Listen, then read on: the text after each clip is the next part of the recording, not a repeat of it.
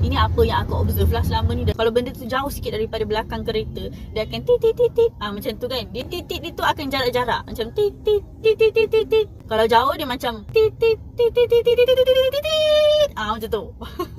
Aku cerita benda yang sama ke kawan aku dan dia gelak bila aku buat bunyi ni. Aku cuma melakonkan semula apa yang berlaku di waktu kejadian. Betul tak? Nanti orang tak faham. Bila bunyi tu dah sangat kuat dan bunyi dah straight, dia tak ada putus-putus, dia tak ada tit-tit-tit, dia tit. Maksudnya item ataupun sesuatu yang dekat belakang kereta aku tu dah paling sangat dekat lah jarak dia.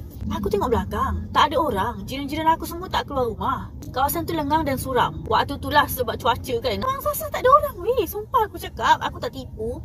Kadang-kadang sensor kan kalau ada lalang ke apa ke, nanti dia detect juga kan. Kucing pun dia tak detect tau kalau sensor dekat belakang. Sebab kucing lagi bawah. So lalang atas kan, dia betul-betul dekat belakang tu je sensor tu. Aku mula tengok dekat side mirror, tak ada benda. Tukar balik gear, reverse. Aku undur, bunyi lagi bising. Masih bunyi sensor yang sama macam aku hampir langgar orang kat belakang tu. Tukar balik gear, aku tengok lagi sekali, tak ada benda. Tengok segala cermin yang adalah dalam kereta ni sebagai pemandu untuk blind spot ke apa ke. Apa-apa. Lepas tu aku tukar balik gear ke reverse.